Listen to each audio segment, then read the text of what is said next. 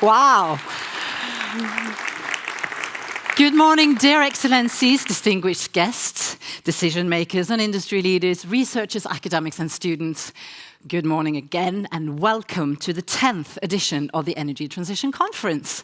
To all of you physically present here at Studentersamfunnet in Trondheim and to everyone joining us online. I am Ruth Astrid Sæter, I will be your moderator today, and together with me on stage, come on, we have Grande, Rector at the NTNU, Norwegian University of Science and Technology, and we have Asgeir Tomasgard, who is Director of NTNU Energy and Director of the Board of the NTNU Energy Transition Initiative. Good morning to both of you. Thank you very much. Now, yeah. But I'm not sure. Yeah, there is sound, yes? Of course there is sound, yes.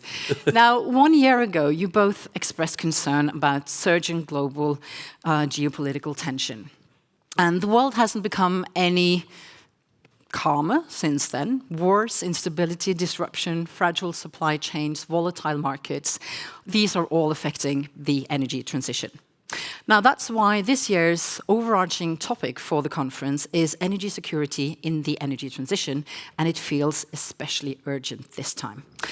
Asgeir Tomasgard, when you designed the conference program, you could have chosen on, focused on many different aspects of the energy transition, but you chose the relatively challenging trilemma, I would say, of security, competitiveness, and climate. Why this trilemma? Well, we started out this work last fall, in fact, to identify the main topic of the conference. And already at that time, it started to become clear that we would have this discussion that we will have today.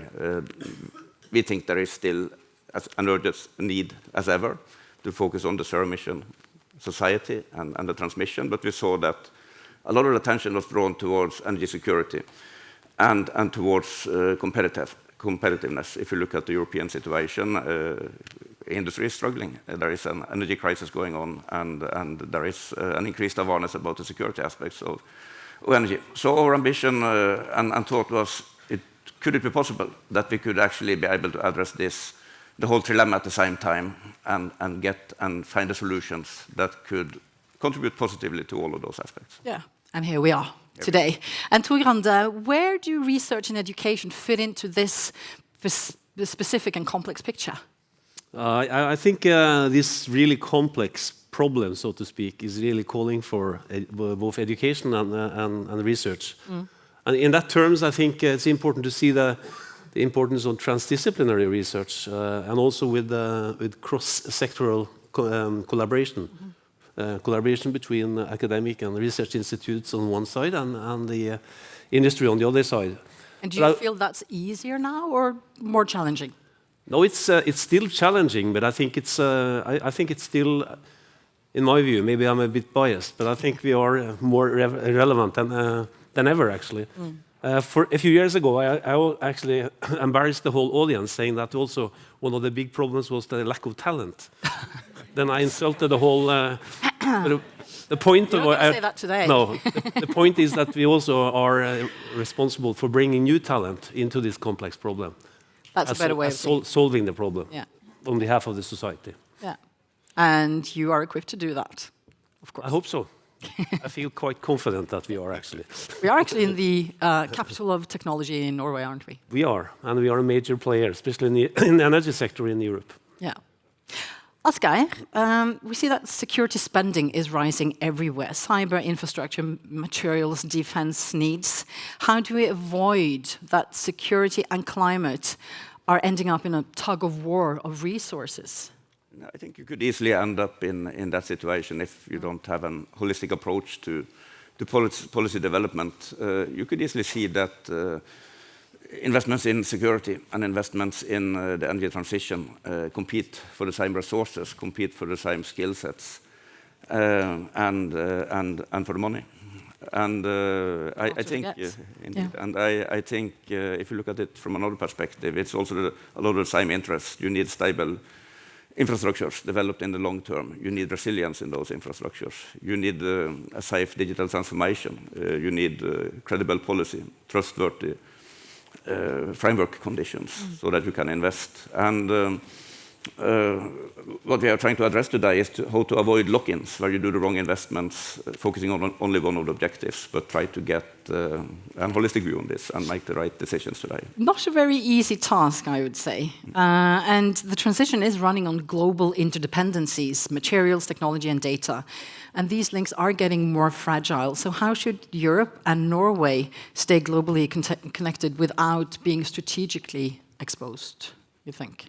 Yeah, for Norway, to start with Norway, we are a very small country. We base our economy on imports and exports to benefit from global trade. So we are in a very vulnerable situation, considering what you see now with fragmentation and sorts of de-globalisation. So obviously we want to look into, and I think Europe is in very much in the same situation. You need to look at work sharing and how to produce products and how to have partners internationally. So we want to study that. Is it possible to do the energy transition? Is it possible to focus on security? Is it possible to focus on affordability without going full deglobalization, but look at maybe diversified value chains and cooperation with trustworthy allies?